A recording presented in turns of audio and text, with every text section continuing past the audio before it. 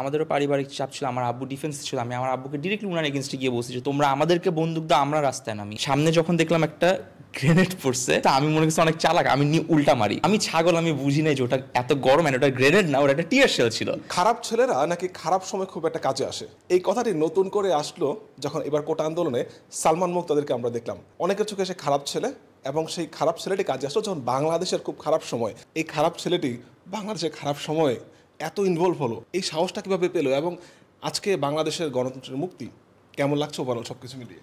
Obviously গণতন্ত্রের মুক্তিতে আমি শুধু একা না, পুরো বাংলাদেশ জানে যে অনুভূতি কেমন, এটা আমার আসলে এক্সপ্রেস করার কিছু নেই।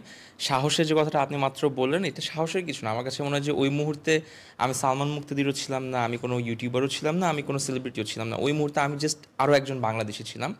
আমার যারা কাছের মানুষ, বন্ধু বান্ধব, আমার যত পিয়ার্স আছে, কলিগস, আপনি সহ, আপনারা সবাই জানেন অনেক আগে থেকে বিভিন্ন ইন্টারভিউতে ওপেনলি আমি বলছি যে আমি বাংলাদেশে থাকতে ভয় পাই।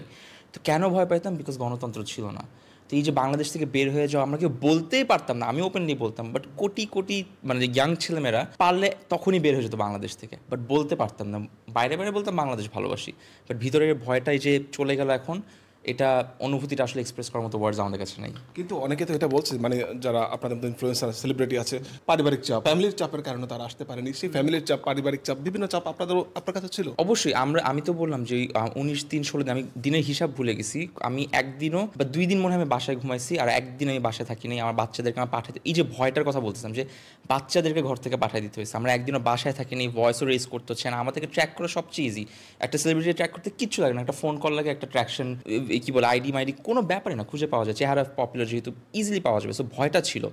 আর যারা বলতেছে পারিবারিক চাপ, আমাদেরও পারিবারিক চাপ ছিল, আমার আব্বু ডিফেন্স ছিল, আমি আমার আব্বুকে ডিরেক্টলি উনার এগেনস্টে গিয়ে বলছি যে তোমাদের ইউনিফর্ম, তোমাদের এই glorification, war is it right now?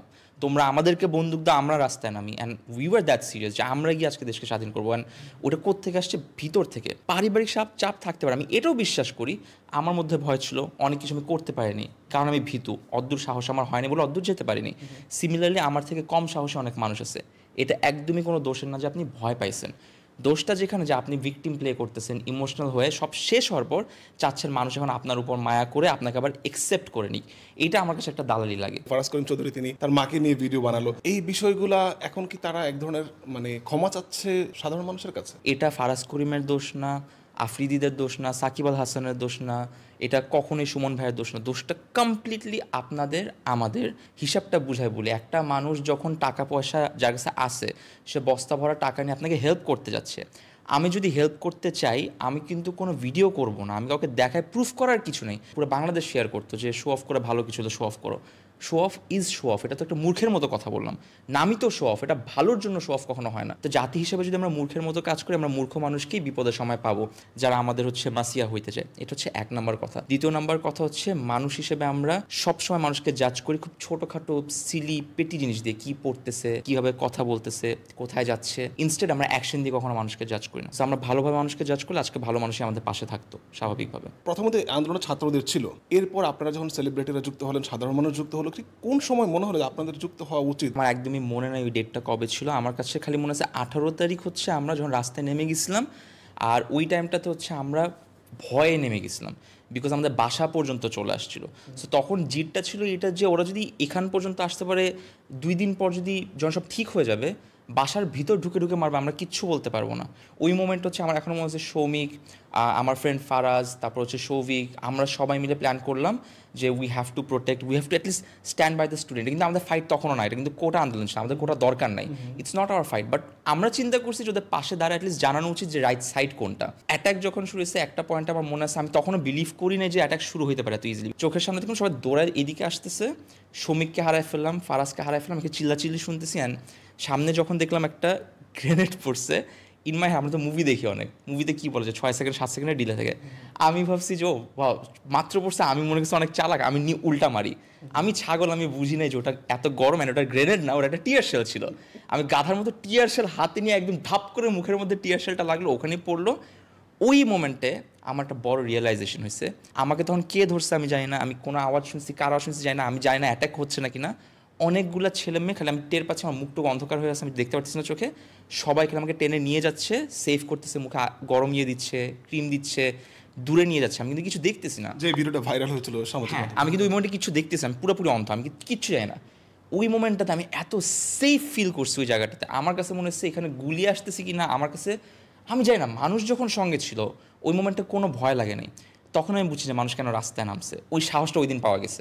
5-স্টার rating প্রাপ্ত বিএলডিসি টেকনোলজির Walton super saver ceiling fan 65% পর্যন্ত বিদ্যুৎ বিল সাশ্রয় করে আপনাকে রাখে প্রশান্তিতে। ওয়ালটন ফ্যান, হাওয়া বদলে দেয়।